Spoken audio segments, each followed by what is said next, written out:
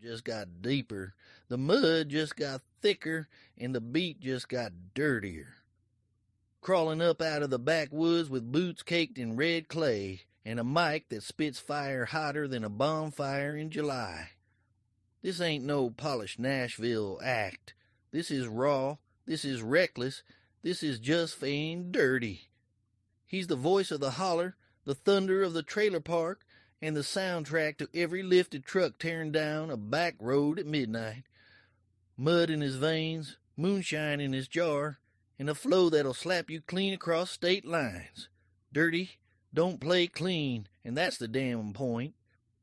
So crack that jar, crank the volume, and get ready, 'cause Heavy Metal Moonshine Podcast just went full throttle with the one and only Just FN'Dirty. Boom. What is up, everybody? What's popping? My How's everybody man, doing tonight? I gotta get rid of this stupid little thing up here real fast. The one thing that got me, it's hard because I don't have a mouse in my mouth. It's stupid. That's all right. Take your time. You got it. Boom. All right. What is up, everybody? You know me. I'm your heavy metal heathen host, and this is my co-host, Mr. Lit Tarzan. Lit Tarzan today, baby. And today we are interviewing Mr. FN'Dirty himself. That sounded good, Mr. FN'Dirty. Right. That's got a ring to it, dog. Yeah. I don't know about the Mr. on our show. So we brought you on, man. We like what you do. You got a lot of stuff out there, man. So it wasn't hard to choose, but let everybody, we pretty much let everybody know who you are, and then we could, give them a quick little rundown on who you are, where you're from, when, kind of thing. Right. Well, my stage name's Just Fucking Dirty, Just Effing Dirty for the kids. Yeah. I was born just south of St. Louis. My mom was from Jeff County. My dad was from St. Louis, so I was kind of born and bred on both sides of the tracks. Jacked up childhood like most, you know what I mean? All that bullshit. Got into music roughly 2.5 years ago with what used to be a good buddy of mine, but it kind of went south, which is how I came up with my name, Just Fucking Dirty. Prior to that, it was Dirty South Savage. I don't know if you guys heard any of that music or not. Most of it can't be found no more. But that's how my name came about. I do it mainly to, show my kids that if you want something, man, I'm 45 fucking years old. You know what I mean? Half these kids out here that I'm competing against are 20. You know what I mean? But I did it to show my kids. I'm trying like hell. I'm trying to bring something back to the game, really. I mean, you got kids out here wanting to pull guns on each other because they're scared to get punched in the fucking mouth. Right. You know, I mean, back in my day when you unfriended somebody, you unfriended them with a left hook, not a fucking 20, not a pistol. And I mean, even on my dad's side in the city, man, it wasn't like that. But that's pretty much where Knuckle Up, that went out to my old buddy, my old dirty South fucker. Yeah. I love it already, man. We knew you would fit in well with the people that watch our show. Yeah, that's good. Are real people, man. And when I first saw your first song, Knuckle Up, I associated with it too, and I thought this is a real American guy. Probably driving truck for a living and then rapping on the side. This guy's an artist. Actually, I'm a carpenter. My dad, the man that raised me, my dad, he was a trucker, and my grandpa was a trucker. But I don't know. I just always, I grew up fucking thinking Mack trucks were bad because he drove a big old Mack truck dump truck, and so I don't know. I felt I needed to tell old boy to shut the hell up or fucking step up, and I ain't heard nothing but crickets. So. Right. So in because you're in your like own category there with the country rap stuff, and so you got any like it's like who do you feel like you are competing with in that circle? You know what I mean? Like, honestly, is there nobody on your level? Or who do you feel like you fit in with? Maybe not competing against, but what genre do you feel like you're clicking into? Oh, I mean, I try like hell to stay in the country rap genre. I mean, but I stay in my own lane. I stay out of all that political bullshit they got going on this side, that side at the fucking moment. Because honestly, I ain't big enough. Ain't none of them fucking with me anyway. I know they see me. I ain't bullshitting there. I know every one of them fucking see me. From fucking church to fucking Outlaw Nation to fucking Just in Time. I know they all see me. But Yeah. at this point, is to just be seen, man. You know what I mean? oh yeah. Yeah, I mean, I've opened up for a lot of big names. I mean, I never thought at fucking 18 years old I'd ever be on stage with Lil White. You know what I mean? I opened up at 4 and 3 times already. I mean, it's just making my hair That's stand amazing, up. bro. I've seen Little White a couple times, man. yeah. I mean, dude, I used to bump his shit going down to my dad's house every. I mean, at 19 and 18 years old, and now I shared a stage with the man. I mean, that was just. But like I said, I got into it to show my kids, you know what I mean, dude. I'm 40. I started it at 43. I'm 45 now. My son's 18, man, and he puts me to shame. But I can't get him. He's got stage fright. But my whole point was to show them if you want something, man, grab that shit by the balls and fucking chase it, because ain't nobody going to deliver shit to your door. That's exactly it, dude. And it's a full circle moment for you. Mm-hmm. You know what I mean? When you step on that stage with that rapper, bro. And that, I think that's kind of been a really big thing for our show is like we have a full circle moment, and like it really that when that full circle moment hits, bro, and you it's fucking mind blowing sometimes. You're right where you're supposed to be. Right. When those full circle moments happen, it's been bigger than life. Yeah. Right. I mean, like as far as who I compete against, I mean, I like I said, I'm not no big name by no means. I mean, but I try not to compete. I try to stay in my own fucking lane, just because. Yeah. I'm not in it for the glitz and the glamour. I mean, if it comes, it comes. If the pay comes, it comes. If not, at the end of the day, when my kids get off their ass and chase their dreams, it was worth every fucking bit of it. That's where we're at, I mean, we started this late too. I'm 57 years old, man, and I'm just trying to start my dream right now as well as an artist. I've been tattooing for years, and I worked on a couple other TV show type things, but when Jason asked me to host this, I was like, hell yeah, his father taught me how to tattoo when I was 19. So that's how long I've known him. He was 9 years old watching me do my first tattoo. No lie. Like saying, Dad, look at his hand shaking. I love my fucking ink, man. I love my ink. Let me tell you. Hey, I sling a little bit. We'll have to get together and fucking have an ink party or something. We'll trade some tattoos. I would love to get tattooed by you, brother. But yeah. That would be sick. Sickness. Yeah. Absolutely. So my head just blew off. That'd be awesome. Hey, I got plenty of fresh skin still. Oh shit, that's even better. Too, believe it or not, I'm kind of filled up, but look, I got skin right here. I got plenty left. Yeah, I still got my elbows up. So right. Oh, fuck. I'll get you filled up. Dirty up, brother. Jason and I at some point are definitely going to hit the road, so we're going to be going all around probably within the next year or so. You're looking to I got a big ass mud fest coming up this Halloween, man, in Summersville, Missouri. It's my first headline event, man. It's fucking good. There's already like 250 people going. I still got 2.5 months to promote. It's gonna be pretty badass. Where was it at? Time out. It's at Captain Jack's campground in Summersville, Missouri. Okay, Captain Jack's. Boom. I'm right. I gotta write that down.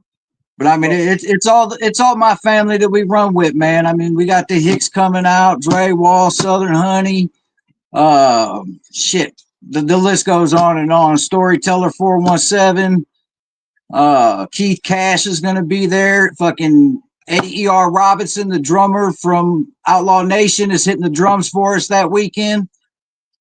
I mean, it's gonna be a huge ass weekend, man. We got vendors. We got.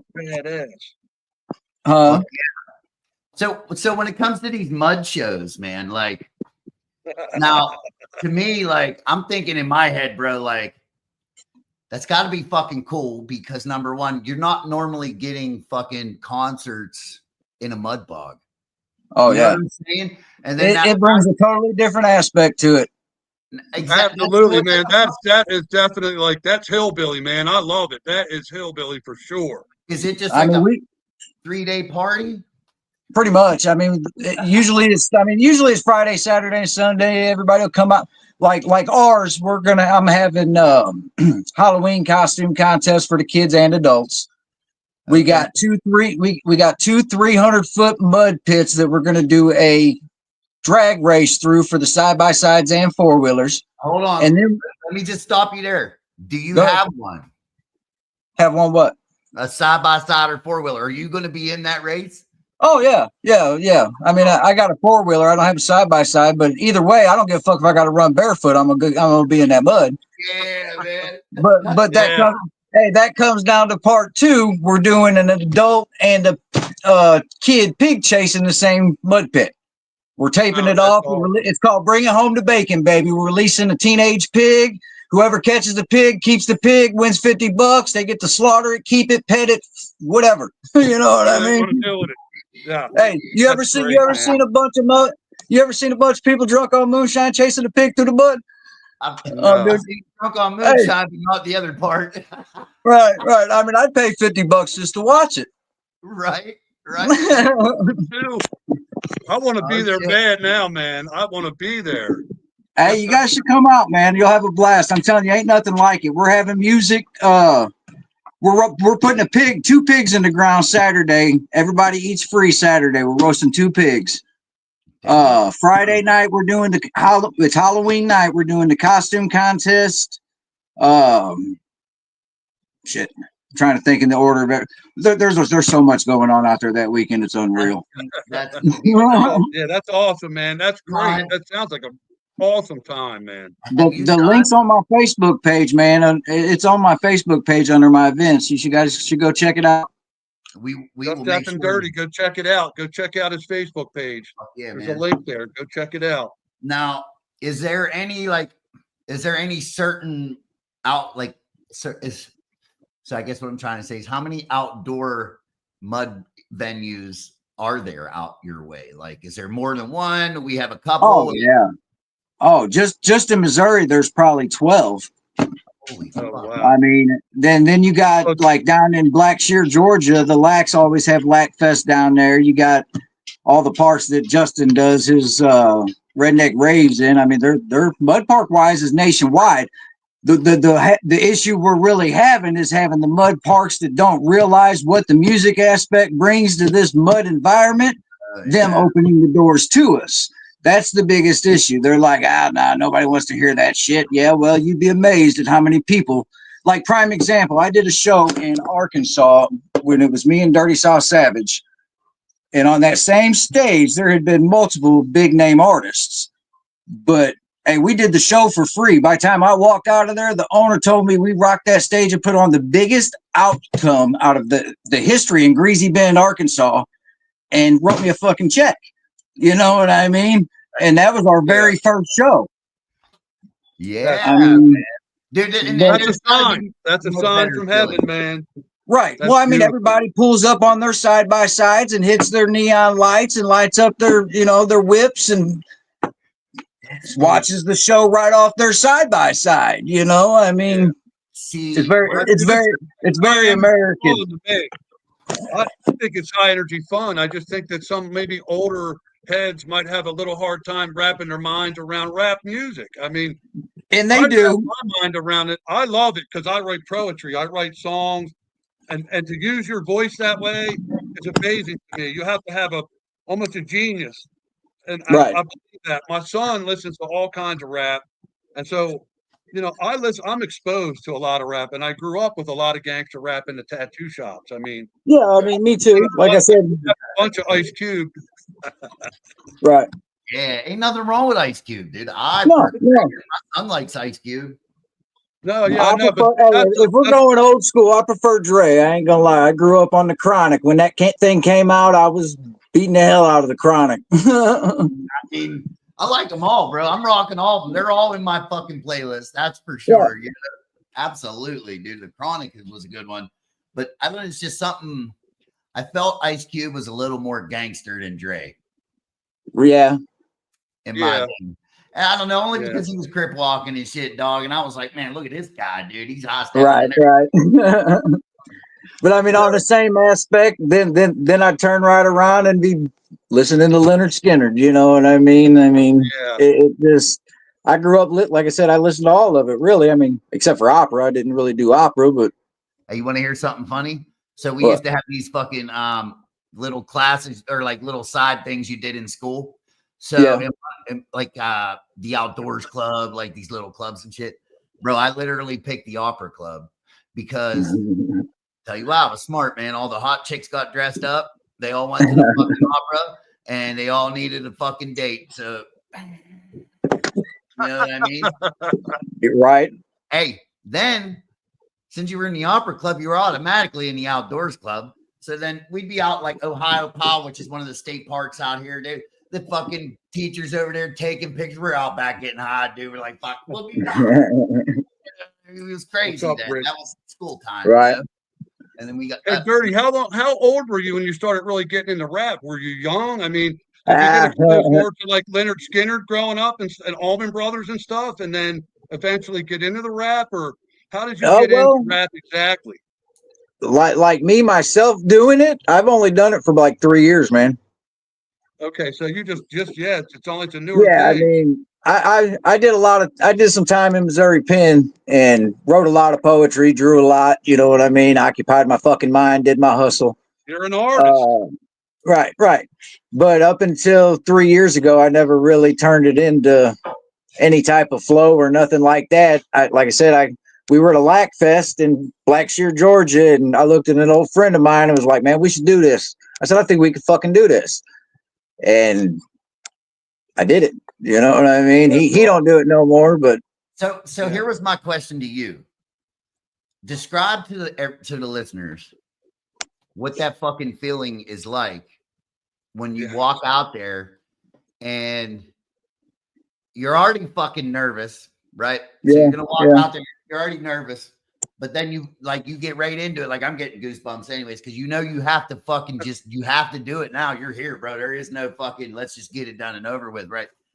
Describe that feeling when you walk off that stage and that fucking crowd's still going nuts, dude. Like, well, I'll tell you what, my very first show that I did solo as Just Fucking Dirty, it was a little nerve-wracking. I ain't gonna lie. That very first fucking time, but I mean, like 20 seconds into it, it's like an adrenaline rush.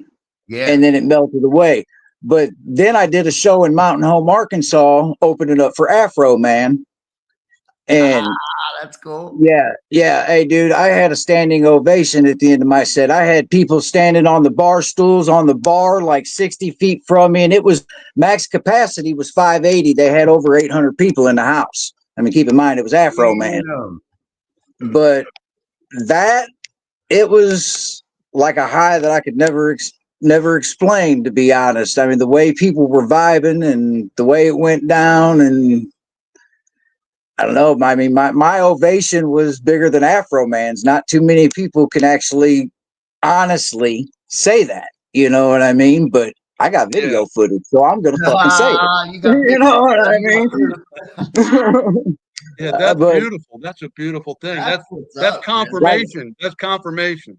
No. Like I got that song "Dirty Old Chevy." I don't know if you guys heard that. My moonshine drinking song, dude. When I started that out, I had more arms in the air, and there was probably 7 people standing on the bar at a pack. I mean, like I said, at max capacity was 580. They had over 800 people in the house. Yeah, they was getting ready to call the fire guy. Right. Yeah, I mean, just the name of that song draws me in. Just the name of that song, because you grew up in a certain years. You had a dirty old Chevy at least one point, or you knew someone that did. Right. I've been real hesitant on doing that video because I want it to be right. Yeah. That's the only reason I haven't put an actual video to it yet, because I want it to be 100. You know what I mean? I want a moonshine still. I want me and the old lady. I mean, I want the entire video to be black and white, and then me and her step out of the moonshine still out of our coveralls, and me and her turn into straight color, and she's going to be in a 20s flapper girl jig, and I'm going to be in old Peaky Blinders outfit or some shit. You know what I mean? But the whole video black and white. I got a 400 gallon submarine pot. Oh yeah. In the woods that you do it in, it'd be fucking perfect, bro. Where you at, Ohio? I'm talking. This thing's as big as a fucking car, bro.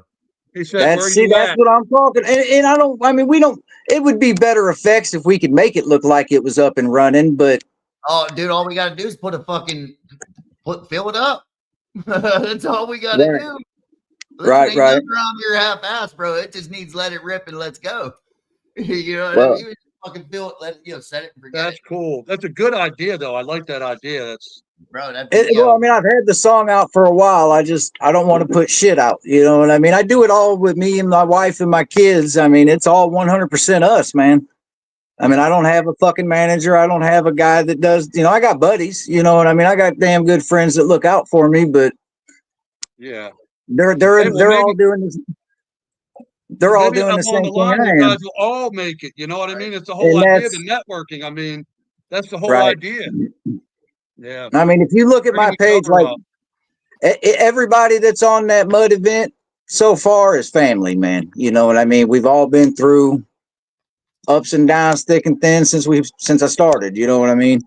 Right. Yeah. See, you're in the right crowd, the right thing, because it's like, I'll tell you this, man. I've talked to a couple people now, and a lot of them give a lot of credit to these moonshiner communities, right? Yeah. And that to me is fucking awesome, because like that's something I'd like to do, because like I want to bridge the gap, whether it's metal, whether it's fucking rap, whatever it is. You know what I mean? Like I want to help be that little bit of a connecting voice. You know what I mean? Because moonshine just ain't with fucking mud and rednecks. It's fucking heavy metal too. Yeah. You know what I mean? Like, oh yeah. Well, that's the thing with our shit out there. I mean, it ain't all going to be country rap at that festival. It's all of us do a mixture of shit. And we're all, like I said, it's just a big family, man. I mean, at the end of the day, it's everybody expressing themselves. You know what I'm saying? Yeah. I mean, it's going to be a hell of a fucking turnout out there, man. You guys should really come. There's going to be moonshine, marijuana, and you name it. I mean, it's a legal state though. Yeah. Well, the concept with Captain Jack's is, the weed is legal. There's a dispensary on site, but there'll be weed vendors out there that'll be selling weed too. But there'll also be, it's private fucking property. Right. You know what I'm saying? Right. So I mean, it's It sounds like high energy, man. I want to go. It sounds like a beautiful time, man. It's a blast, dude. And all their trails out there are fucking virgin trails. So anybody go out there, you can fucking straight rip some shit up, man. I mean, it's his shit's he started his in during COVID. So I mean, this campground ain't been around that long. I'm trying to help get him on the map because he's got a prime location and good setup going. And everybody loves hitting them new trails because they haven't been dug out yet. But see, I want to. Wow. I'm going to admit something. I've never in my life been in a side-by-side yet, ever. Right? I have quads. I've ridden in quads. I've been in dune buggies. Been in all that, but I've never been been for a ride in a side-by-side. But when I watch those fucking competitions and shit, dude, like those side-by-sides or even the quads, they put fucking tractor tires on a quad. Like, dude, I've seen some of them side-by-sides, no shit, that look like a small Hummer that are worth $500,000. Some of these guys just drop ridiculous amount of money in these things, man. But they come out with the intention they're going to win this fucking thing. They're there to show off and get dirty and win it. You know what I mean? They putting it all in to win, baby. Right. Like out there, we're having a tug of war competition. I mean, dude, there are going to be massive ass side-by-sides out there ready to rack somebody's shit through the fucking mud. Oh, yeah. I mean, you got a 300-foot mud pit that you got to drag this other side-by-side through. They're going to chain up. You know what I mean? Same thing with the four-wheelers. You know, I mean, we're doing turn and burn competitions where, they got to shoot down a fucking field, turn around and come back racing another four-wheeler, man. And there's cash payouts for these things. I mean, first place on some of these are $500, man. I mean, that's a week's way to fucking wages of somebody, Right. That's right. Right. Hey, I think it's awesome those guys put that. I think it's awesome they put that kind of money into them toys and just love that so much. I mean, yeah. I mean, why not? Because you're going to drive $100,000 truck down the road to work. Wouldn't you rather drive $100,000 side by side at a 4-wheel bob with everybody and tearing it up? I know I would. Right. They get crazy out there too. This is my first one though, man. I'm hoping to fucking, you know what I mean, make it something big. Okay. So you're headlining. Yeah, I'm headlining Saturday night. The Hicks and Keith Cash and None Reela are headlining with me Saturday night. We got music Friday and Saturday night though. The lineup right now, we probably already got 20 artists on it. We're adding more daily. We're adding food vendors daily. Dude, I'm bringing out a fucking dunk booth. You know what I mean? I got 2 buddies. I'm gonna split the till with whoever gets in it. You know what I mean? Hey, I mean, but people, you know, hey, Halloween night, motherfuckers sitting there drunk. Yes, let's go dunk this dude. You know, I mean, dude. Hillbilly Red at the fucking Hillbilly Jam. He did the smartest thing ever, right? He rented himself a dunk booth. And then he charged everybody money to get him wet. And it was hot as fuck. He's like, bro, they're paying me to get me wet. I'm like, fucking genius. They're keeping you cold. Everybody else is sweating their ass off, and you're making money at the same time, dude. Like, well, I mean, normally I'd be all right with that, but this is gonna be cold as fuck come Halloween night. You're right. Yeah, you're right. Well, that's true. You know, I'm sure, man. I'm sure we can get you some hot water in that motherfucker. Yeah, we might be able to warm it up a little bit. I did a polar bear plunge one time, and I don't know if you ever been to Pennsylvania. No, not yet. I'm hoping to. Listen, don't come in the wintertime because you ain't gonna see anything. No. So, anyways, we were like, it was January 1st, dude, and my buddies were like, man, let's fucking polar bear plunge. I'm like, you know what, bucket list thing, let's do it, bro. We got down to the river. It's a whole shit ton. The whole bar marches down to the fucking right. They do the fucking. They jump in. They have a bonfire. It's like two pickup trucks together side by side. Like, it's how big the bonfire is, right? So when you come out of the water, you feel like you're standing next to the fucking sun itself. That's how big this fire is, dude. Right. Because I told my buddies, I was like, listen, if we're doing this shit, it ain't just walk in, walk out. Like, no. Going all the way under. You got, dude, there's fucking icebergs floating down the river. No, we're gonna go fucking swim in the 30 below. I'm not doing that. I mean, I'll go to that mud bog though. Well, if it's any consolation, we're gonna have a bonfire there too. There you go, boom. I'll bring the hey. I know a guy that can make some really good apple pie.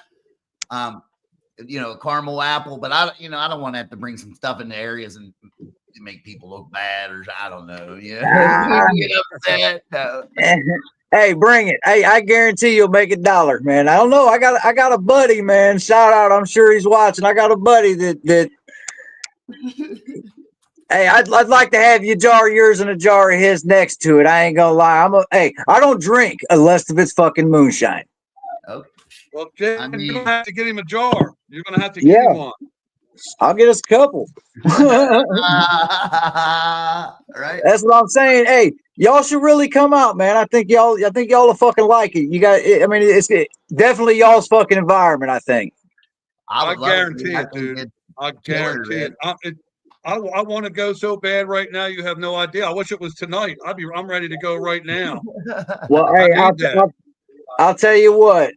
If you two can make it down to Summersville Halloween night, man, I got you two covered. Oh, damn. How about that? Weekend pass. Like woo! I think I'm gonna have to try to get down there with you, Jason. Listen, Summerville. How far is that from Kansas? From Kansas? I don't know. I don't think it's too far. Probably 8 hours. Okay, it's okay. Dude, I went to Kansas once, and I went from fucking St. Louis, with the only trailer park in the middle of St. Louis, the city. That's where I was. City, fucking Kansas, and in the process, dude, I got a beer can thrown at me by some fucking chick in a Jeep.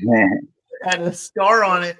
Listen, bro, she come right up next to me. I told the guy, she tried to run me off the road because I don't know what her problem was. She was late to the Kool-Aid stand or something, bro. So I'm like, I told my buddy to lean back. He leans back, but she's this far from my mirror. So I had a fucking Red Bull right into her fucking car, dude, right through the window, right? Because her window was down. Man, she was hey, she come back, dude. She was behind me. She led me. Boom, hit the tail end. I was like, you bitch fucking crazy. I do know from driving that. I do know from St. Louis, if you go completely south, it's like 4.5 hours from St. Louis. I wonder how far it is from here. Let me look at that. I'm gonna check it out. Well, I have to meet you on the way somewhere, Jason. I'd cut over because he and I are on opposite ends of the states. He's out west above Pittsburgh, and I'm out east below Philadelphia. I'm like south of Philadelphia. So okay. The opposite ends of the spectrum. He gets a lot more snow than I do. Hey, I got a buddy coming from Pennsylvania that's actually performing out there named Twisted Split. He spins fire and all sorts of shit, man. He does some pretty badass music too, but he puts on a fucking great performance. He's driving all the way down. Performing at? Do you know where he's performing at? He's coming to he'll be at my event in October. I know that. Okay. You can find him. Pennsylvania. Yeah, you can find him. Which I know he does a lot of shows out there too, but you can find him on Facebook and shit. His name's Twisted Split. Okay. We'll definitely look him up, man. I'll check his stuff out for sure. But he twirls fire working with everybody. Right, right. This is great. I'm so happy you came on our show, Dirty. You have no idea. I appreciate the invite. When I saw your first rap, because to be honest with you, I'm looking for people to bring on our show when I'm looking at people's stuff. And actually, I saw your post. You were trying to bump up on some likes and stuff. I said, let me go check his stuff out. And I really liked what you had. I was like, you've got talent. So I told Jason, I said, I would love to try to get this guy on our show because I know you fit right in with the moonshining category, you know? So, boom. And it's different.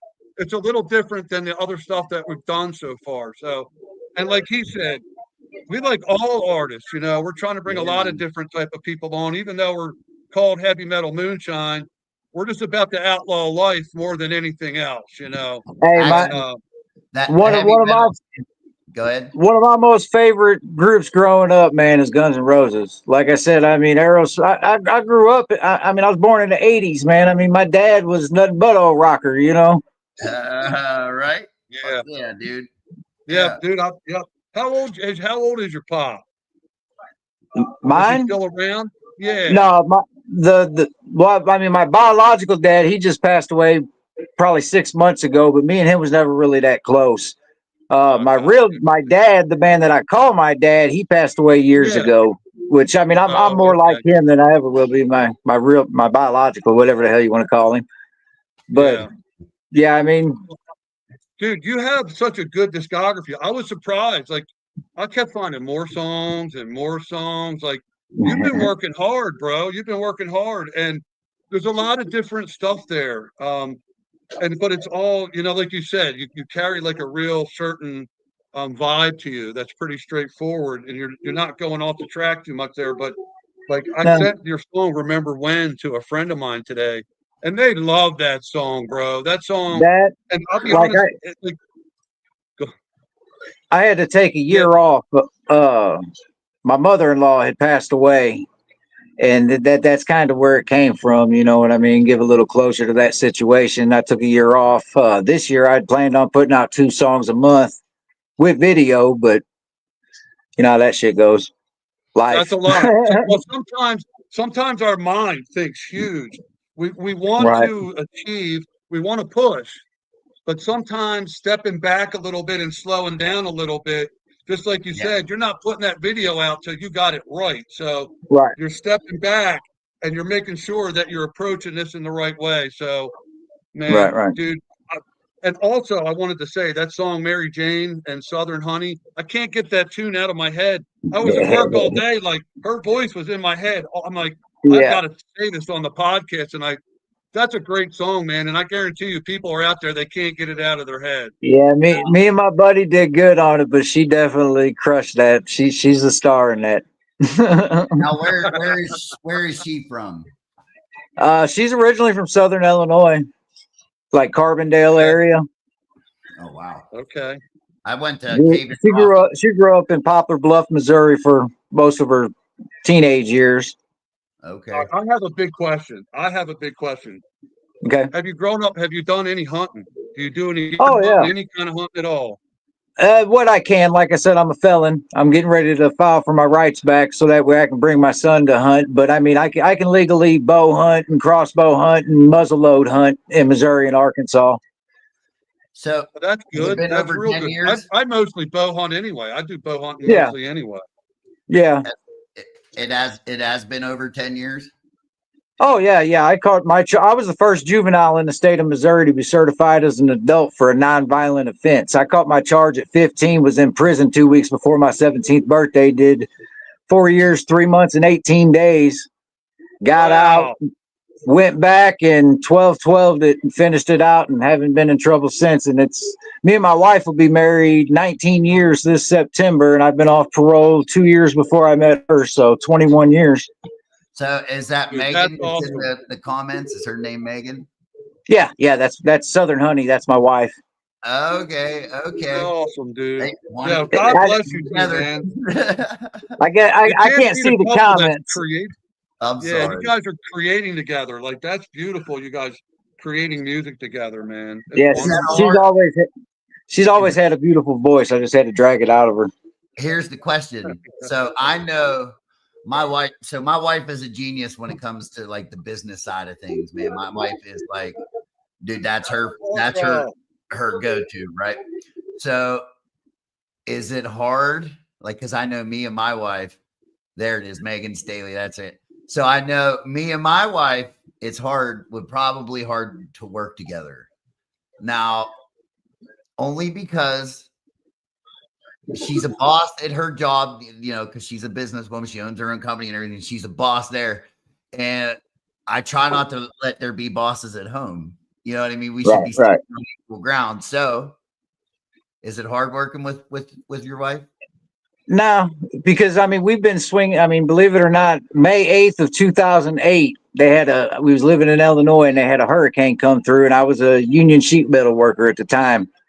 And I got a call from my landlord, and he's like, "Man, you got a chainsaw?" And I'm like, "No, why? What's up?" He's like, "Man, I got 8 houses that need fucking trees off of them. I got $2,000 a tree. I quit my fucking job, went and bought a chainsaw, and haven't looked back since."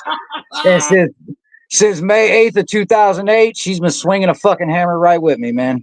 That's cool. 98% of the days. I can tell when you two are together how much you guys love each other, bro. I can tell. I think it's wonderful, man. And you guys are creating together. I will be praying for you two forever, man. I'm telling you. I'm serious. Don't get it twisted. I'm sure there's times she wants to choke the fuck out of me. Right. I mean, it's not always unicorns and rainbows, man. You know what I mean? Yeah, right. So, and that being said, is that, like, how is the creative process with you two? Like, are you helping with her? Like, you know what I'm saying? Like, you guys write together? Like, well, I mean, believe it or not, 4 years ago, man, I was completely fucking tone deaf.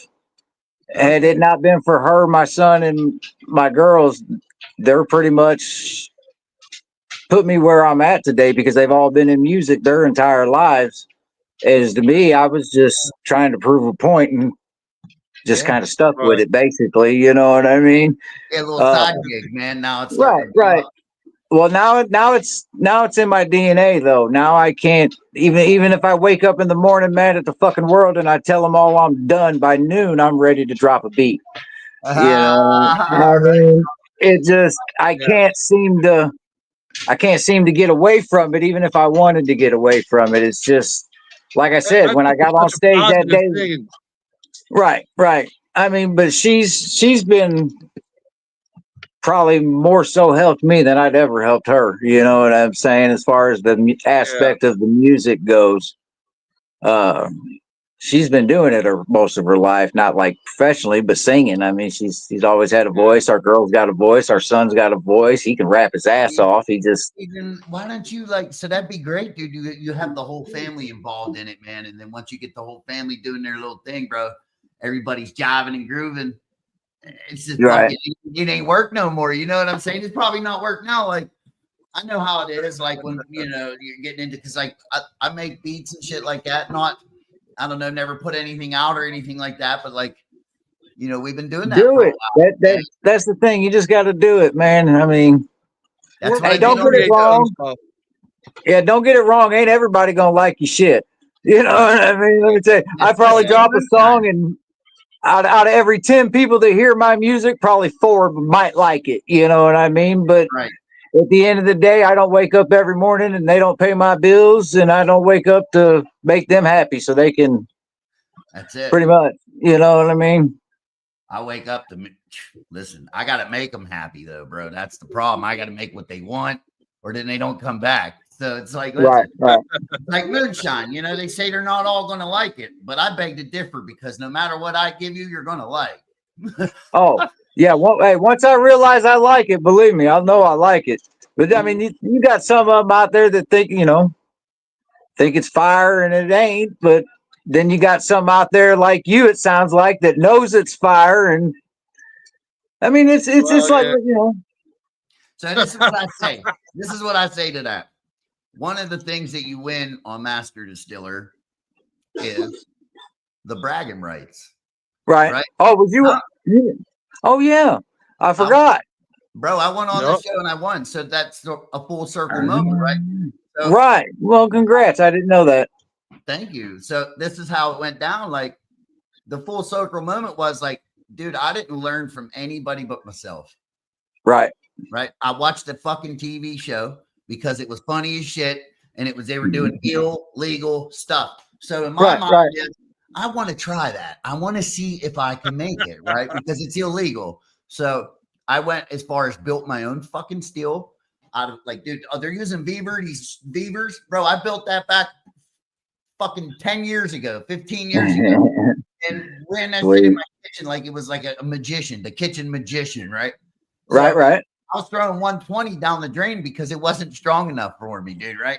This ain't no good.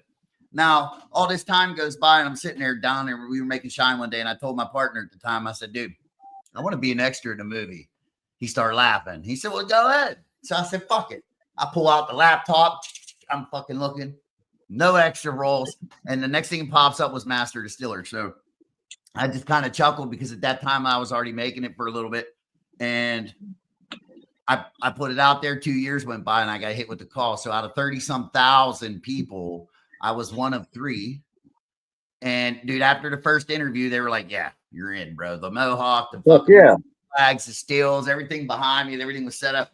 But then you get there and it's a put up or shut up moment, right? And I've never met Mark Digger, Tim, none of them. And to be put on a stage recording my every move as making it in front of my fucking idols, to me, royalty, bro. Like, right. I didn't even know what that's how I was. That's how I was with White on stage. I'm not gonna lie, man. I know the feeling. you know what that means. And then, then you make it to a second round, and then you're like, oh fuck, bro. Like you're competing against somebody really good. So like this chick's roasting almonds in a bucket with a torch. I'm thinking I'm done. Like they got all the, they like the nutty stuff. I'm done. But what I turned out was amazing. And, I was 2 or 3 parts of that and I fucking let it rip, dude. And dude, I was showing them how to read the bubble. Right. Heavy metal moment. Yeah. Bro. Right. A heavy metal moment. So I had to proof a jar. So no lower than 80 proof with no tools. I had to shake a jar. Bro, you want to know what I turned in? What? 85. Fucking right. On one shake, dog. I was like, psh. But what I did was I filled up 3 jars, man. Well, 4 jars. I'm sorry. They were all the same. And I put them in a barrel of cold water. 2 of them floated and 2 of them sank. Boom. Science hit me. And I'm like, oh, this is great. So that means the water are low proof because there's waters heavier than alcohol. The ones at the top are high proof. So I took one from the top, one from the bottom, took a little out of each. And then I waited till the sweet water, which is 60 proof and below. I waited till that shit started coming out, and I filled the rest of that shit up, bro. I took it. I said, man, I think I'm about 90. I turned it in there like 85. I was like, fuck yeah, dude. Right. Fuck yeah. And I'm not a professional, dude. I beat 2 professionals, man. So to be in that moment, like that's kind of how I felt, like how you described it. You're walking out on that stage, man. Got me twitching now. I want to try it. Right. Hey, that's like today. I figured, since we had like the king of the mud hole over here. So I went out and made for some special friends of mine who were on here today. Dude, this is fucking amazing. So I just did a chocolate sipping cream, and dude, it is fucking on point, bro. Didn't you make it with Reese's with peanut butter cups or something? Yeah, I don't want to give away the whole process, but we soaked. Yeah. I soaked some Reese's in some fucking 187 proof alcohol, and fucking bro, like, dude, listen, this is how, like peanut butter velvet, ain't it? Dude, this is how you make sipping cream right here, bro. But then you go to the post office, or you go to the box and you pull out a box and you feel like some squishy shit in your box, and you're like, what is that? And then you look and you're like, I love packages like this, man. Right. So it'd be funny if they filled fake boobies with that and they could just drink off of them, I'm not going to say who gave them to me because I don't know if he wants me to say his name, and I don't really want to put anybody out there, man. But I'm going to right. And dude, they're really good. So, but absolutely, man. Let's get back to this. Here's a question I like to ask everybody, man, and it's one of my favorite ones is, so if you had any artist that you wanted, like if you had an opportunity, live or dead, who would you like to sit down with and have a drink? And what would that drink be? And what would you guys be discussing? Any one of them, dude. This day and age, probably be Ozzy, man. To be honest, that's a good one. I mean, and it'd probably be a Jack and Coke and maybe a line and talk a little more Ozzy. And I mean, it is Ozzy Osbourne, a line of ants. Be doing snorting ants off the fucking ground. I mean, when would the next time you'd be able to sit and have a chat with Ozzy be? I mean, right. It would probably be Ozzy. That's a good. I mean, if it had to be somebody alive today that I would want to sit down and have a serious conversation with, it'd probably be Church, man. To be honest with you, just because I don't know that fucking Creek Squad, brother. Right. I mean, he's on, like, I feel like I like his music a lot. I do. Right. But I feel like he's on some kind of weird shit right now. Something's going on in his life or something. Well, I mean, nobody minds their own fucking business is probably what's going on in this world, man. I mean, look at Elvis. You know what I mean? That motherfucker drove him to drinking, to popping pills, to fucking committing suicide. You know why? Because nobody mind their own fucking business, man. I mean, just because you're a star don't mean you want everybody up your ass with a probe. That's true. I mean, motherfuckers farts in the wind 3 counties away. By the time it makes it to them, he done threatened somebody. I mean, they fart in the wind. You got a motherfucker behind him with a bag trying to catch it. Right. And let me tell you, I've met a lot of artists in this game so far, man. And there's a reason that I try to maintain my own lane. You know what I mean? It ain't because I fear nobody but God. I mean, that's plain and simple. But some of these artists, man, they're so fucking arrogant that they think their shit don't stink, and you meet them looking up to them, and by the time you leave, you wouldn't fucking piss on them if they were on fire. Yep. You know what I'm saying? And that's the truth of the game. I mean, nobody at the end of I know I got a small, tight-knit crew that I fuck with at the moment, and I don't fuck with many. My circle's tighter than an Oreo, you know what I mean? It don't fucking... The crew that I got right now, they're solid. They've been solid. They know who they are. You know what I mean? And then there's other ones out there that have big names that, dude, I wouldn't fucking get on your stage if you paid me. Yeah, you know what I mean? or something. You know what I mean? Like it does. That does happen. I've seen a lot of that. Some of those young artists are definitely kind of rude to people, and they think, like you said, their stuff don't stink. And I think everybody's got to get back. I don't know how long they're going to last with that. You know, I mean, it's like that in a lot of industries, man. Because like even in the moonshine industry and the liquor business, right? Like you can't, like I can't even discuss with somebody if I have a fucking idea. Unless I'm 9,965% trust them that they're not going to turn around and make it and put it out. And here I am like, oh, fuck, great. You know, I gotta put that out. It's the same in this industry, brother. Same in this industry. Right. Yeah, I mean, I maintain my lane for that reason. You know what I mean? It ain't nothing personal against nobody. It's just, you go do 10 years in the penitentiary and tell me how much you trust people. Yeah, you don't. That's one you thing know. Dude, that's not a reformatory. That's fucking for sure. You know what I mean? Like, right. Yeah, I mean, that's big boy school there, bro. Yeah. But it just, you go in with a fucking a PH in crime, and you come out a doctorate and fucking everything of it or whatever. You know what I mean? Like whatever the fuck it is. I think it's impressive though that you went from being in jail to coming out, creating. Stepping out there, taking a chance, showing your, with your son in mind. I mean, I think that's, it's not for, hey, I want to get rich. It's, I want to show my son that you can do what you put your mind to. And I think that it's just like with Jason and I, like, this is more about what we love to do than it is about getting rich and by any means. So, right. It should be. Otherwise, what's the point in doing it? Right. It's no fun, right? It's absolutely right. This is what I like to tell people, man, and this is how you know you're doing the right thing. It's like when your hobby becomes a passion, right? It is a fucking passion of yours. That's when you know you're doing what you need to do. Like to me, it was a passion. Like I loved making it. I loved making it to the point that nobody was going to tell me how to fucking make it because I'm making it. Not even my partner, man. Like, no, I'll tell you how the fuck this is going. You know what I mean? Like, right. You know, and when you turn that passion into what you're doing, an obsession, right? You turn your passion into an obsession, and then it is. I mean, me and my wife will be driving down the road, and she'll look over at me. I'll be off in fucking dirty land, you know what I mean? And she'll be like, "You writing a fucking song, ain't you? How'd you know?" You know, I mean, it just. Here's the question.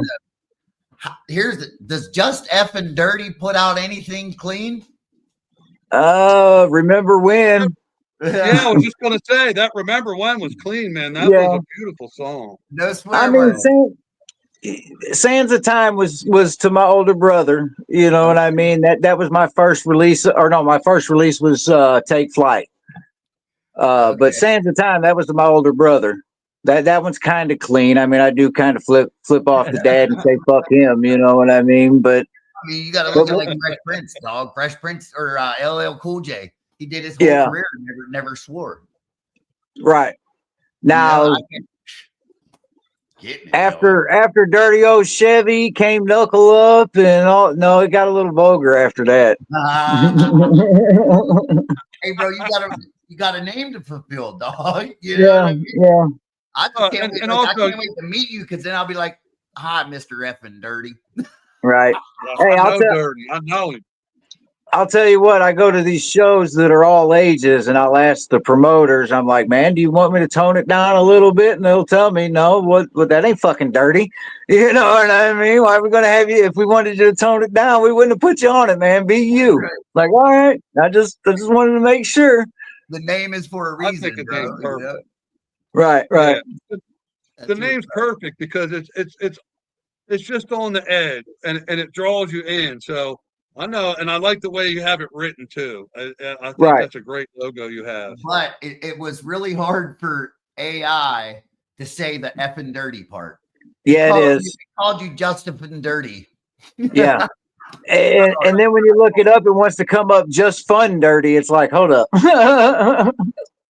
Well, I mean, it could be just fun, just dirty, effing dirty, fucking whatever, man. It's great. Right. Whatever. Right. don't matter. That rapping's badass. Eventually, it'll be the artist formerly known as. Would you write your music? Now known as Mr. FN'Dirty. Would you write your music? Do you write like the whole song out first and then decide of a title? Or one day do you just say, man, that would make the name of a great song. I'm going to write something to that name. More so the second part. I'll just have a thought and be like, you know what? I think I'm going to write. Yeah, more so the second part. Man, a lot of my shit happens when I'm driving down the road, to be honest.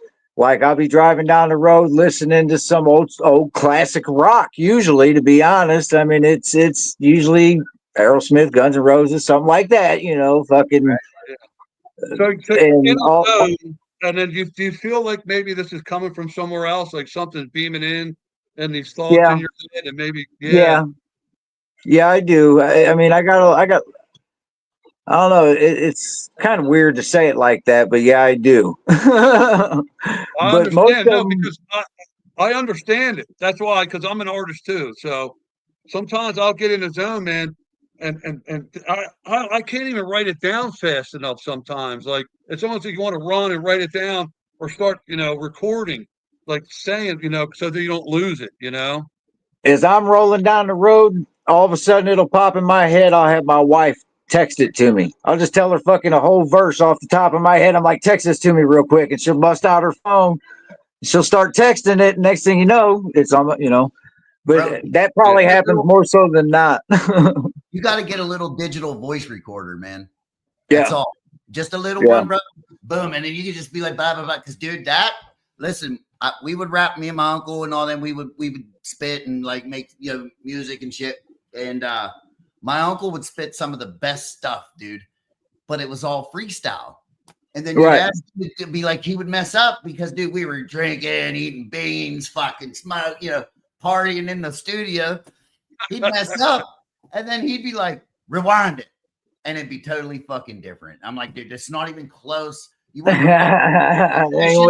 snowmobiling, bro? Like, it's not even close. Different topic. What the fuck are you doing? Yeah. But then there would be times where, like, the way we would write it was, see, what I like to do is listen to that beat first, man. And then that beat will talk to you, right? I do that too. You'll hear that in the song that you're trying to put out, and then you put them words to that, and then that fucking song just falls in place, bro. I do a lot of that too. Almost, you know what I mean? Like, you build a hook, and then, or you build a, everybody has different ways. You know what I mean? Do you do your own beats? Do you do everything? Your beats, your lyrics? Most of my beats I get off of Dub 3030. I don't know if you guys know who he is. He's a producer, mixer, master. Dub 3030, buddy. Yeah, man. Yeah, dude, he fucking rocks, brother. I mean, dude's hitting top charts like it's fucking no tomorrow with some of his shit. And one day, Dub, I'm gonna do you fucking proud, bro, and I'm gonna motherfucking have a platinum album with your name all over it, brother. Because I mean, me and Dub got a deal that he looks out for me, I look out for him. You know what I mean? He looks out for me more than I look out for him. I ain't gonna lie. I mean, dude, if your next album, your next video, and you need some cool fucking heavy metal moonshine props, some heavy metal moonshiners, I'm coming, bro. Just say when. I want to set up something to shoot dirty old Chevy, man. I got a bunch of people, but it's hard to pull everything that I'm trying to do to one location. Like, I got a guy in his name's he owns Willie Rickard Rock Farm, I believe it is, in Arkansas. A bunch of crystals, but he's got a bunch of old generational stuff out there, I'll say, that I would like to use. But getting people out there at the same time with the other stuff that I need, and with a truck and with this, it's been a real pain in the ass. Right. You need to have one dude that has everything, and then you just have your people go. Right. And that's what I need, to be honest. Because I mean, I want, like I said, gotta have the dirty old Chevy. You know what I mean? I want more people in it. You know what I mean? Because the more people in the video, the better the video. I got the still. I want a creek scene in it. I mean, I want to bring out my drone. I refuse to drop the video to that until it's 100% right. I don't give a fuck if I got to sit on it for 10 years. I'm going to sit there until I got this video right, because I mean, that we can bring. That's your Mona Lisa. That's your Mona Lisa. Yeah, I don't know how many years that guy worked on that painting every day. Yep. He worked on that painting for years and years. And it's my pride and joy. I ain't gonna lie. It's the one that gets everybody going when I'm doing my shows. They love that dirty old Chevy and moonshine, man. I mean, you had mud, you had moonshine, and you had fucking. That's why, bro. That's why I chose the photo that I chose for your advertisement, because it had the moonshine barrels. Right. That's what I'm talking about. Hey, you add mud, music, and moonshine, bro. A little bit of weed. Mohawk. If you leave pissed off, you're just an asshole. You know what I mean? I have not been to one of these events to where everybody that's left that place hasn't left with great memories, man, and new family. You know, I mean. There it is. Yeah. Hashtag mud, music, and Mohawks. Boom. Right.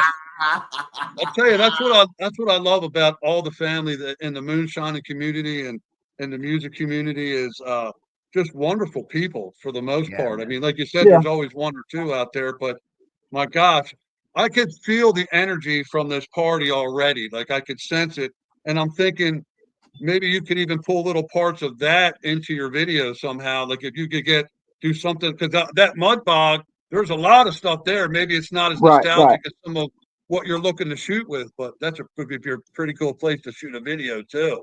Right. Oh, I'm sure there'll be several videos shot that weekend. Like I said,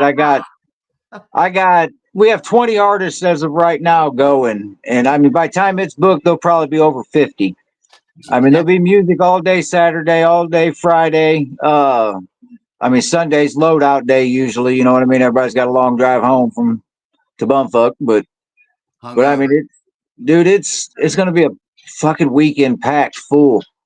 I mean, we got mud events, we got turn and burn, we got the drag races, we got a treasure hunt. We're labeling a bunch of laminated numbers and going to hide them throughout the entire park. And Saturday morning at 6:00, everybody's released on the park to go find these numbers. Some of them numbers are worth a merch pack. Some of them numbers are worth $500. Oh yeah! Oh wow! You know what I mean?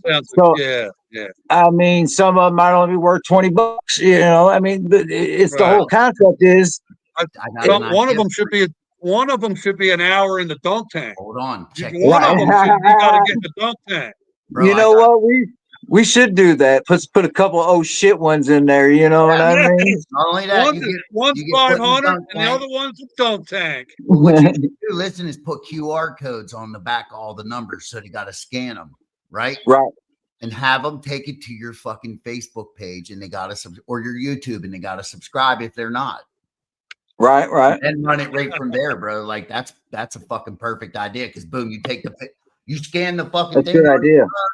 You know what I mean? It fucking subscribe or not, whatever. It takes straight to it. In order to claim the prize, you got to scan this and subscribe. Boom. Throw a like and subscribe, and boom, that's it, you're in. Right. That's my biggest deal now, man. I don't get paid off Facebook off YouTube till I hit 1,000 subscribers. I'm like fucking 14, 15 away, man. Is that what it is? 1,000 subscribers? Fuck, I got to. Before you can start. Go to FN'Dirty's page. Subscribe. Yeah. Go hit subscribe. Get him on that 1,000 subscribers, man. I've been working my ass off to hit that 1,000. My man's page. I might know 15 people that can hit that button for you tonight, bro. Well, I need 15. Hey, I'd be happier than a motherfucker to wake up tomorrow and be at my first goal, dude. I've had that goal now for a fucking year. You realize? And I'm like a fucking cricket's pecker away from fucking hitting that fucker. So I'm ready to fucking get there, man. That's amazing. That's what's up, man. I think you're going to get there, bro. You are going to get there just because you have such a good attitude. You're very, very straightforward. You know where you want to be. You've got your boundaries up in that community too, with your group of friends. And you're going to keep rising. I'm really, really grateful that you came on here and talked to us. I'm glad y'all had me, man. I cannot wait to come down and hang out with you, get tattooed, go mud bogging. I got 2 tickets waiting on y'all, man. On skis, and I'll go through that mud bog on the back of the truck. I'm ready, man. All right. Hey, y'all pop up out there, man. I'll be sure to get you on a side by side too. Oh, fuck. Okay. I'll be like, just take me through the mud, bro. That's all. Oh, we'll go. I love that kind of shit. That's like where I grew up, was in the woods, man. And God rest his soul, my buddy Mike Finsick, dude. He was the best 4-wheel driver I've ever. He was probably the one only person I would get in the car and go 4-wheeling with.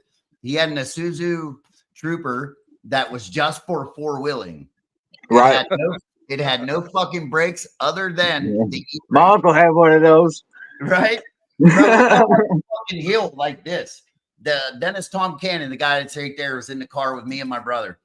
We're going up and it's a stick. Mike was the man, right? He's fucking going up this giant dude. Dude, all of a sudden we get almost just to the top, and of course, what happens? He stalls. Fucking stalls. Bro, no, this wasn't a trail that he went up. He was just fucking, right? Dude, the whole ride, he's like, yeah. Fucking looking. Back seat, bro. I'm like, fuck this. That Dennis is singing the Star Spangled Banner is fucking trees. 40 mile an hour, 50. Yeah, Uncle Dennis would be perfect to take to the mud bogs, bro. Oh, dude, he would be a lot of fun to take. Dennis to the mud is a bogs. great time. Dennis is like, if you gave somebody a chance to get up and freestyle rap, and we got some liquor in him, we throw that old man on the stage, would be hilarious. Well, let me tell you, my guy, Eddie Robinson, man, is coming out drumming that night. That's usually how he likes to end his night. He wants to hit the drums for everybody and let them come up there. Whoever wants to mic, freestyle. It's a competition. We used to, me and my Uncle Dennis were the only two in the area where we lived, and it wasn't a nice area. We were the only 2 white boys that could go in the bar and rap battle. They love that shit, bro. right. I got a lot of friends that freestyle, man. I got to write. I can't just pop off the top of my head like that. I can't unless I'm taking my Adderall for the day. Then I'm quick. Bang, bang, bang, bang, bang, bang. Right. Bang. But I have to write stuff down, to be honest with you. I think I'm on the different end of the spectrum. I like to do vocal work towards like real heavy metal, actually like black metal style vocals. I've written a lot of stuff. Actually, Jason and I, we did a black metal song a couple summers ago. He came down to the shore and we produced a song. We were up for like 48 hours in my little trailer, like producing this song. How it goes, man. Like I believe that day that we produced that song led to where we are now, because something clicked there with the creating on this end that day. But Jason winning the moonshine and battle, and then starting the Heavy Metal Moonshine, and then asking me to come on here, it's just been snowballing, and we've had such a blast. And then here we are talking to you. I wouldn't. It's like everything else. Like 4 months ago, I couldn't have foreseen something this cool happening. Really, it's freaking awesome, man. That's life, man. You got to taste that shit. You got to taste it. Now listen, we got one final. Well, Rich has a final question for you. What's up? Okay, we ask everybody this question, and I like how I just put him on the spot. And it's probably one of the funnest questions of the night. Is, do you believe in Bigfoot? And if you do, have you had any experiences, or do you know anybody that has? What are your thoughts, honestly? Honestly, I think it's a very good possibility. I know I've never personally met the man, though. I'll tell you what, I played the game Far Cry, and I've probably spent a total of 60 hours looking for that motherfucker on Far Cry. So I'll tell you what, I mean, do I think it's a possibility? Yeah. Can I prove it? No. If I could, I'd be rich. You know what I mean? Right.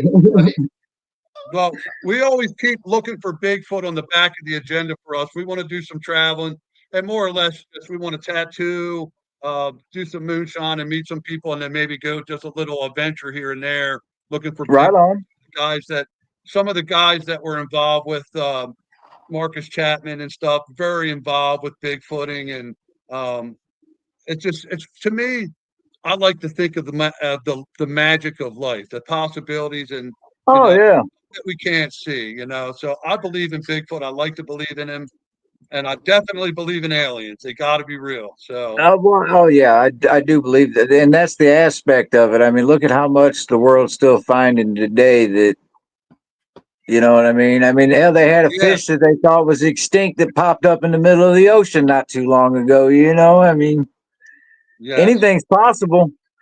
My man. that's true. Yeah, that's true. It's time I'll for tell you another. what, Dirty. I'm so glad you came on our show tonight. You were a great guest, and I wish we could just almost go through and play all your music for everybody. But anybody that's watching, go on YouTube, look up FN'Dirty, check out his stuff, throw him a like. I think you'll really enjoy all of his music. There's a lot. I was shocked when I saw how much you had on there. You've been working hard in a couple years, man. I'm trying.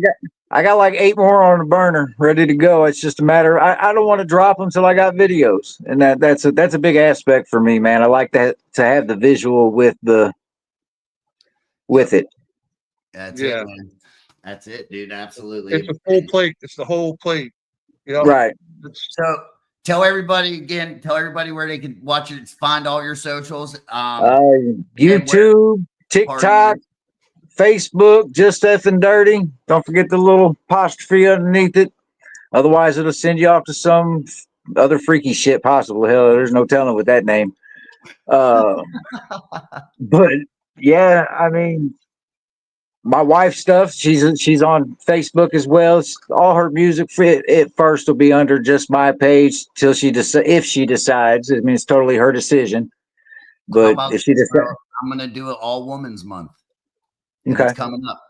And you know what? You ought to get. Oh, and hold on. Speaking of the All Women's Month, I want to give a shout out to Angela Renee Garrett from Blondfire Promotions, Blondfire Media Promotions. I spoke with her last night. She's going to be coming on as a guest, but she knows a lot of people in the metal community, so she's going to be an interesting guest. I just want to give her a shout out in terms of the female month of guests that we're having. But yes, it would be awesome to have Southern Honey on in that month. That would be top notch, really. So I'm sure she's watching. If Miss Megan, if you're out there, and I'm sure you are, if you want to come on, you're more than welcome. I'd be happy to put your stuff out there for it. As much as not that it ain't already out there, but it would if it's just another platform and another way for more exposure. I'm all right with it. You guys, like I said, me and Dre Wall said what we had to say, but she carried that track, man. That girl got her voice. Yeah. Well, you know what? Good. It's awesome that you give her so much respect in terms of how much you learned from her in terms of your voice and stuff. So that's great, man. And dude, people, hey, I'm going to tell you, most people think that people just step up and start doing this. Like, there's a lot of training. Most artists that you see, you don't understand how hard they work to do it. It's a job. We don't just step up there and magically start belting that stuff out, man. That's I'll put it to you this way: since I've started the music industry, okay, when I first started, I sold like $60,000 worth of construction equipment to start my original studio. Since then, me and the guy that started it, I walked away.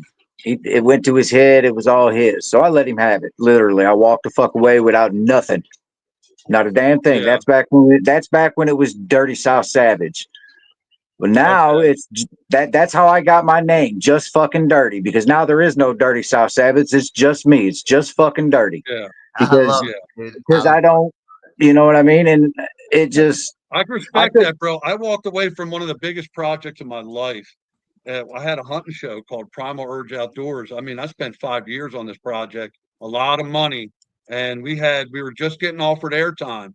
And the guy that I was partners with, I lost complete faith in, man. He was doing real dirty business with a bunch of people, and we were just about to take off. And I was like, if I want to strangle him now, what am I going to want to do when the money gets real? I envisioned putting him over my shoulder and strangling him. And I said, I'm done. I walked away. Just like you. I understand. And that's pretty much what the aspect of it was it went to his head real fast because, like I said, we had a sold out show instantly, our first fucking show. And he was in it more so because he wanted the fortune, the fame, the this, the that. I'm in it for my kids, man. And it got to the point to where every time I'd leave my fucking studio, he wanted to tell my son to basically to get gone. You know what I mean? Basically, and it sat bad with me. You know, the whole reason I'm in it is because of my kids. It had nothing to do with the guts, the glory, the fame, the fortune, or if it happens, it happens. If it doesn't, I'm still going to get up and I'm still going to go to work. I'm still going to take care of my family. I'm still going to do what the fuck I need to do every day until if it does. If it doesn't, I'm not going to lose no sleep over it. See that, bro? Listen, I'm already getting you subscribers, dog. I know. I just sent a message to my wife. Yeah, I've seen them up there. I've seen them coming up. Oh, right on. I appreciate y'all. I'm half blind, man. I can't read these comments down here. I ain't got my glasses on, and I'm like I said, I'm 45, man. I'm half fucking blind at my age these days. You're the same age as me, bro. It don't get any better. It don't get any better. Make sure you keep smoking a little marijuana to make sure your eyesight stays good. It seems like I'd have 20/20 by now. I should have 40/40. Right. 21/20. Hey, I'm telling you, man, you need to make you up a couple of them stacks of that there shine and bring a couple multi flavors down to the event. Yeah, we do. I think that's just going to have to happen. Listen, I'm going to figure something out. No. Fucking drink this like milkshake, bro. Like it's that. I'll put it to you this way: it would probably pay for your trip and put some money in your pocket. Pay for the trip and send me home. Man, I'm telling you, we'll have to take my mom's bed and throw it in the trailer. Right. Oh, I got buddies that come down and sleep in their van. I got people that hey man, we had two motherfuckers, a good buddy of mine, actually two good buddies of mine. At last one we did was Summersville Smoke Fest at the same place, Captain Jack's, and their asses fell asleep on the fucking stage, man. We had to move them off stage the next morning. It was all because of one of my buddies' moonshine. though. That's what I'm saying. I want to try yours and his side by side once, Bubba. So here's where we're probably different. So where I'm sure you boys down where you're at in Missouri, right? Or yeah, I'm in Missouri. Yeah. Okay, so I'm sure the boys in Missouri like sugar or corn guys, right? Here in PA. Here in PA, there's another subscriber. Yeah, there's another one. And there we got another. Just followed. Someone just followed. But here in PA, well, especially where I live, they like sugar shine. Right now, it's not that I can't make corn shine. It's more of a less. What can't I make? I've made everything except for one or two things on the list. But I could probably give you my sugar shine in a whiskey. And you wouldn't know if it was corn or not. Well, here's an aspect on that too, bro. If you bring that to the table down here, I think you'll sell out fast because if everybody down here is used to that corn, you guys, I mean, it's an exotic. You get what I'm saying? If everybody's used to smoking this strain of weed and Joe shows up with this strain of weed, guess who's going to get sold out faster? Joe, because everybody's used to Mike shit. You know what I mean? This is what we got on my shit that Mike ain't got. I'll tell you what we got on mine. That Mike ain't got 2 words: master distiller. Right. That's it. That raises the price, bro. But I don't even raise it. You know what I mean? Like they're just like, right. Bro, well, at Summersville, we had one out there before. It was called Mud Music and Moonshine. There was a guy that was on that same show you was on out there last time. So I mean, you might end up. Hey, to be honest, bro, I could probably put you on as a fucking special guest. Listen, I probably could come here and sling shirts. Come out there and set up. I was gonna say, yeah, we'll bring some tattoo equipment down and start tattooing. Dude, I got banners. I got the whole fucking setup, dude. Come down, set up, and burn one off while you're there. You know what I'm saying? Give people a demonstration. People eat that shit up with my crowd, bro. So that's the banner we got, Master Distiller. Fuck yeah! It's got everything that they said about my shine right there. Dude, I had to wait 8 months. I knew I won. I couldn't say anything, but I had to wait 8 months to hear Tim Smith say that was on point. He's like, that there is on the money, dude. Like, right. It makes me want to cry every time I hear that shit, bro. Like, it's fucking crazy, you know? Well, we're going to have to try your buddy's moonshine too, Dirty. I definitely want to try some, man. Oh, he'll let you. Okay. I ain't the best. I'm pumped. Yeah, he'll let you. Hey, you guys will love my buddy, dude. I don't want to put, like you said, I don't want to put his name out there just on GP. I'm So, saying, to be honest with you, bro, he's probably watching right now. That's how close we are. But you guys and him, two peas in a pod, brother. You motherfuckers will get along great. look, hey, so your wife now. So now we might have to make a deal with your wife. Be like, listen, if they want the tattoo equipment to show up, we need that. We need that. You can't be nervous to be a guest kind of deal. Right? Tell her. Hey, she get over her shyness. Right? Hey, now that I know she's watching, she needs to go on and bring me one rolled so I can hit one. It's been a minute. Bro, my man, listen, dude, you don't even understand me. I don't even want to say anything because you get upset, but I know I'm on that level with here too. But we'll get hurt. You know what I mean? Like, right? It's all good. That would be a good time, man. I definitely want to come down there. I'm going to start trying to figure out what I can do here because I take care of my mom, Dirty. My mom is 85 and she has dementia. So I've been stuck taking care of her. I won't say stuck, but I lost help about 3 months ago. So I haven't really left this place in months. I've had like one night away and that was it. So, I've just picked up a little bit of help. So I'm going to start trying to see if I can get that weekend covered and get out of here. Hey, it's Halloween too, man. I mean, right? It's gonna be fun. Hey, we're doing adult and kid trick or treating through the vendors, dude. I mean, you're gonna be able to walk around from vendor to vendor and get little bitty cones from this fucking smoke.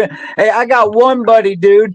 Listen to this shit. I got one buddy that does nothing but 100% THC style moonshine. Don't get you drunk, but let me tell you, it's a drink, and let me tell you, it's potent. Oh wow! Yeah, it's marijuana moonshine. Listen, 2 stories real fast. I was at a yard sale. Not a yard sale, but it's like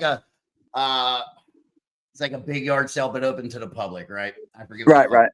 We had a campground right next to the place, so every Sunday we would go over there. And I'm walking through this old cat's little fucking setup, and I look. And bro, a guy like me, when I see a mason jar that looks brown, my first thing is apple pie, right? Right. I said, bro, is that apple pie? He said, yep. I said, is it for sale? He said, yep. I said, how much? 25. So I give him 25. Like, here you go. I didn't even give him a taste. I just said, man, I'm buying it, right? Then as I give him the 25, I look at the table that he's sitting next to, and there's a jar of clear. And this is exactly what I did. I gave him the 25. And I said, oh, jar of clear. And I fucking grabbed it.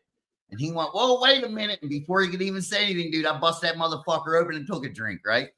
He said, oh, shit. Scared of the THC, son. And I went, I said, motherfucker, right? Within 15 fucking minutes, my hair was standing up. I was like, woo. And dude, it tasted like distilled water, right? And a little bit of weed. Now, fast forward to Maggie Valley this year. I go to Maggie Valley. A good friend of mine, Daniel Stevens, his wife decides to buy me a jar. And we'll finish. I saw the video of that. Yeah. We'll finish the rest of that conversation in private one time, but I don't want to. It's all good. But your wife did say if that's what it takes to make the deal, then consider it done. So we might have to show up with some tattoo equipment and fucking, then we got a guest. See, then we got this guy. He's scared of tattoos and candy. He's real scared of tattoos. We have the same. Listen, so this Jason guy that keeps popping up in my comments. Right?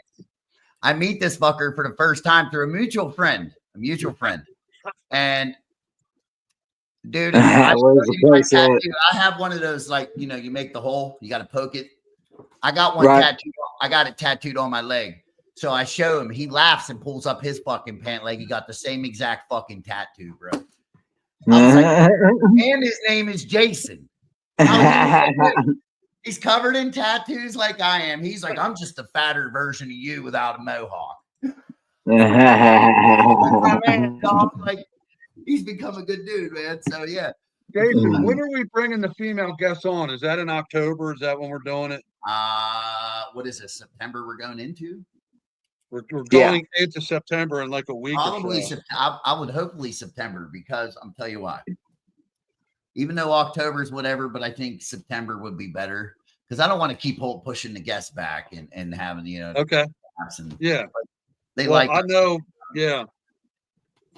You know, but listen, that'll be a fun month. Yeah. We're gonna end the podcast with 30 here. I really appreciate you, brother, for coming on. We ain't gonna take up any more time. Sir. And then if everybody else is still out there, just hang tight with us, and we're gonna go over some of this. So 30, thank you for being a guest, my brother. I'll keep in contact with you, man. Appreciate you guys. Yeah, definitely, man. I hope to see y'all out there. You too, bro. You will. We'll see you face to face sometime, bro. No doubt. Yeah, I hope to see y'all out in Mud Mayhem, man. All right, brother. Take it remember, easy. We'll be in touch. Remember, I got 2 tickets for you. Okay. Yeah, thanks, brother. My man. Yes, sir. Peace out, brother. All right, Rich. Wonderful, Jason. All right, so he was a great guest. Good dude right there, man. That's a prime example of making something out of nothing. Like, not that it was something out of nothing, but he came from a bad situation and made a bad situation good. And that's a great example for his children. You know what I mean? Listen, we all do dumb shit. We've all done. I fucked up. Everybody's fucked up in their life, but it's how you fix that fuck up. Yeah. And I think he's doing the right thing. Now, which takes me, sorry that we are running late but so I have a little bit of stuff to come in the mail. First off, I want to say special thank you to Mr. Panhead Cooter. Boom. Mr. Master Distiller Panhead Cooter and Diddle, his wife, got a koozie. And he hooked me up with a sweet ass shirt. Bam. And bam. That's a nice logo on the back. That's awesome. Wait, that's not it. We got a couple autographed shirts or pictures. Right? Boom. That's upside down. Thank you. Right. And then I had another package, and I was like, oh shit, fucking right. I got 2 packages today. And then when you pick that package up and it's a square box and it's kind of squishy, you're like, I wonder what that could be. So what we are going to taste and talk about today is, and he said I could say his name, and it is Mr. Earl Wilkinson. Earl Wilkinson. And he is a regular on, is it Shinology shit show? Shinology? It's one of them ones with Frayed Knot. I forget which one. But he's always got some good stuff, right? He's always got some good shit. So I'm going to give you a lot. What is that flavor? What is the clearer flavor that you're holding there? This here is honey cracked corn. Right? Okay. It is 100 proof. I wouldn't want to taste it with Jimmy Crack Corn. Yeah, well, Jimmy Crack Corn is the guy that set me up at Hillbilly Jam. Oh, okay. Jimmy Crack Corn. That's his name. Now here is Mr. Earl Wilkinson, known as Yosemite Sam. What's up, Earl? So we're going to give it a live taste right here, right off the bat.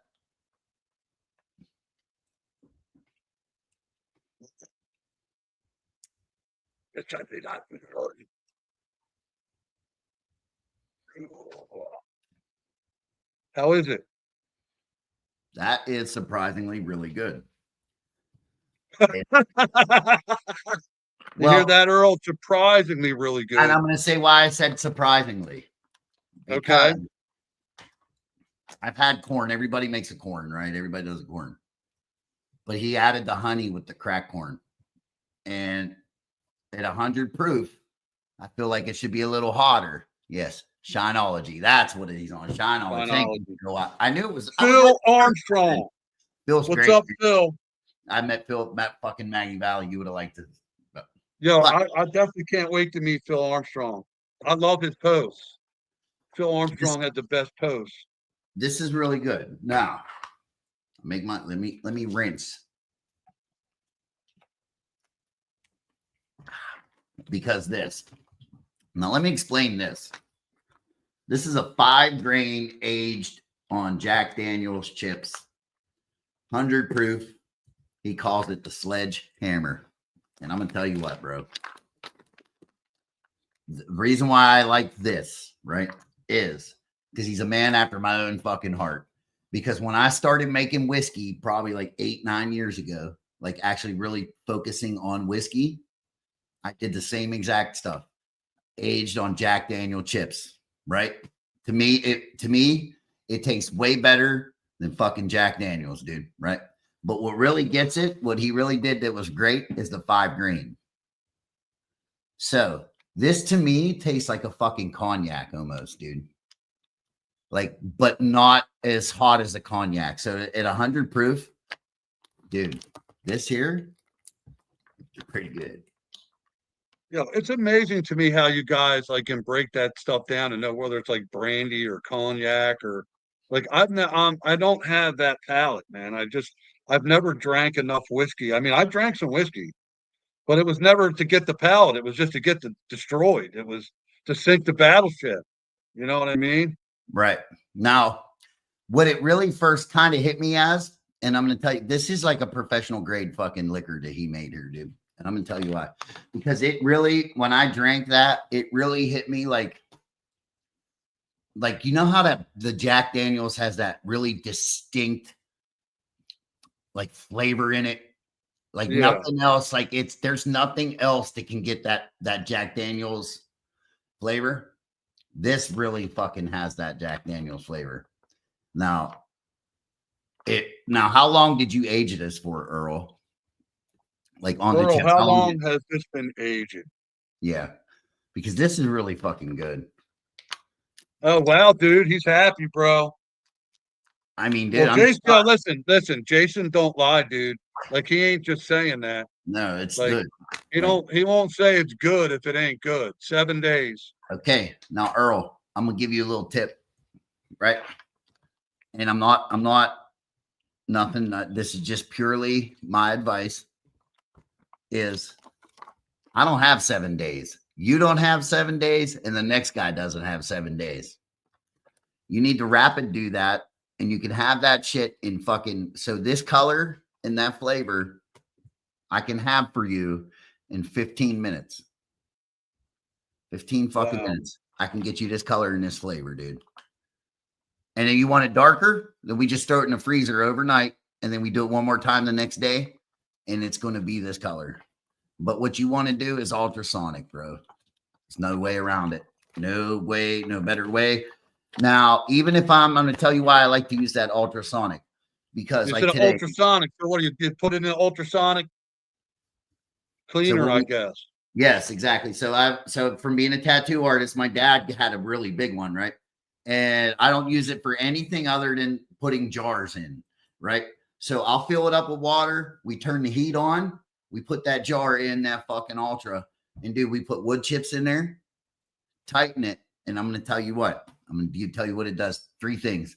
It'll help smooth it out because it actually helps gas your alcohol off a little bit because it's heating it up, but it's in a, you never take the lid off. You leave that lid on the whole time, and it's heating it up slowly with water inside. So, dude, today, jar inside that thing, dude, and we're bringing it down to 100 proof. So you got to add some water or tail ends or whatever. When you add water, it makes it cloudy, right? Bro, listen. Boom. Hit the fucking heat. Turn the heat all the way up. Boom. Just turn the knob. Dude, you watch the bubbles. You watch everything completely. There's 0 cloud left. Boom. Gone. Like that, dude. And you're like, oh, that was fucking cool. But when you have the wood chips in there, you're using the heat because the heat opening those chips. Right? Yeah, it's opening the pores. Opening the pores of the wood, just like a barrel, right? That's why they do them at room temperatures, right? And shit, like controlled temperatures. Then you can do the cold and it closes it. So now you're trapping some more back in there. Open, close. you're really getting all them flavors out. So you do that over a series. If you ultrasonic this, like say 5 times in 1 week, ultra, and then put it in the freezer, ultra, freezer, ultra, dude, you will have, and then filter it. And then, dude, lights out. This is already lights out. This is a professional. Like, to me, this is like, I can taste that in a bottle, dude, for sure. Well, I have to say this too, but what if you do have the 7 days and you say, hey, then you can. Yeah. It's fine. This is why. So what you have to watch when you use the Ultra, and just with anything, when you speed up a process, it's very hard to control that in a sense, right? So it's harder to control the wood and the flavors coming out of the wood because it's the heat and the Ultra bringing it out. You know what I mean? You can see the bubbles go inside of that wood, dude, and just bringing out all that fucking trapped in goodness that was there. You know what I mean? Because that's really what you're getting. It makes sense. It makes sense. That's why this tastes like a really good, like this tastes better than Jack, but it has that very distinctive Jack Daniels flavor to it from the chips. But dude, I think you put this up against that any day. No shit. Like I would prefer this over that because everything store-bought's fucking ass anyways, right? I wish I could do a shot of it right now. You got me wanting to do a shot. I'm like, it's good. That's all right, though. You don't get the wood taste that makes it whiskey. That you get the flavor. Like, that's where he separated everything really good. Is he really pulled the flavors out? You know what I mean? Like, really pulled the flavors out, and he got a little bit of wood in there, and that's really what you want to do. Some people like it woody, some people don't. I think what he did was spot on perfect for what I like. And it's a 5 grain.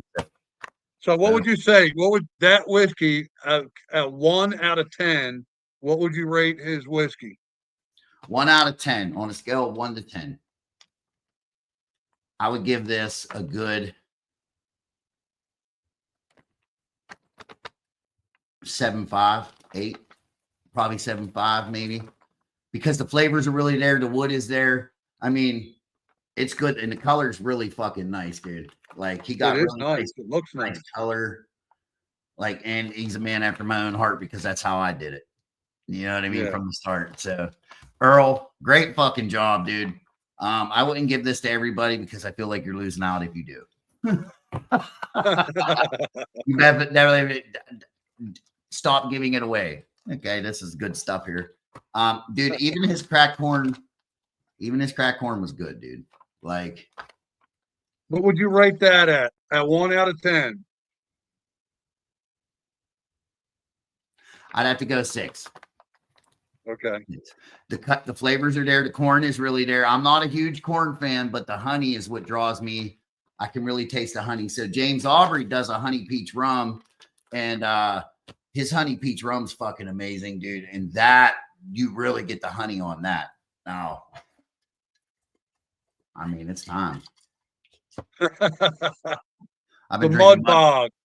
Dude, I got Listen, Jason, I'm not kidding, man. I want to go to that show bad now. Like, I got to try to figure out how the heck to get down there.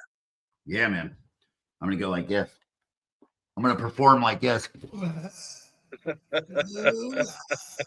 Yeah. I know your wife loves that mask, doesn't she? She loves you wear that when you guys go out to dinner? She likes it when I wear it to bed. It's one of those things she likes. You like it? Yeah. Oh, that thing's awesome, bro. You see him going across the screen earlier? He was like, dude, he's awesome, bro. Yeah. I love that thing. Yeah, he's like, wow. What did we? I think I named him Carl last time or something. Was it Carl? I don't even know. Was it Carl? I can't remember. I think I named him Carl. Carlito. Carlito. His name is Carlito. Carlito.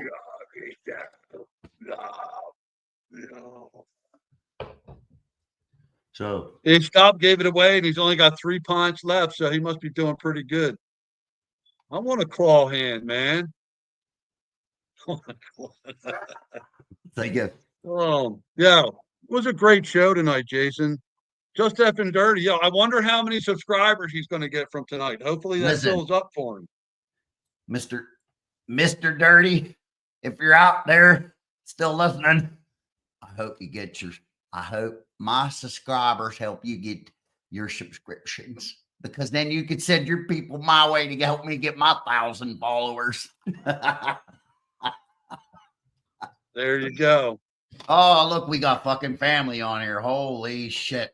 Yep, we got family in the house today, everybody. That's my Aunt Roxanne. Holy Is that your aunt on your mom's side or your dad's side? On my mom's side. Holy shit, I didn't even know I had one. It's been so long. You know what?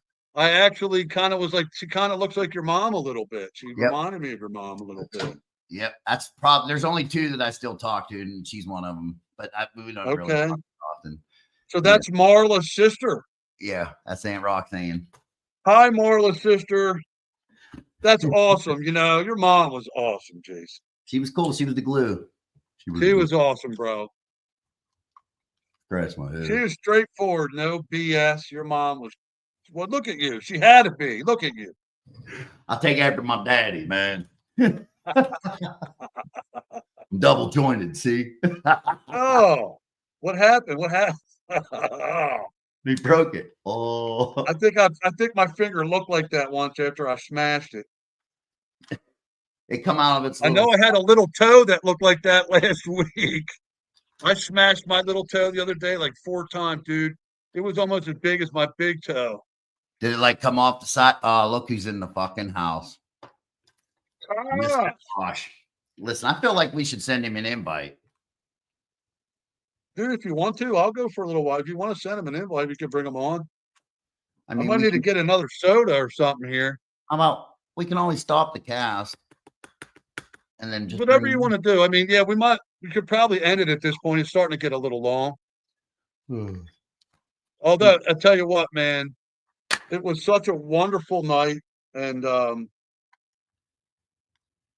Just FN'Dirty was a great guest. He had a great personality, and I really want to go on because, like I said, I don't even think I got through all of his songs. Right. Yo. All right. Boom. I hear you. Let me shut this. Hey, man. Thanks, everybody. Thank you for coming on. Thank you, everybody. You have a good night, and we will talk. Hey, there, you guys are a hoot. That's my aunt. Yes, we are a heavy metal hoot. Heavy metal. Bam. And 3, 2.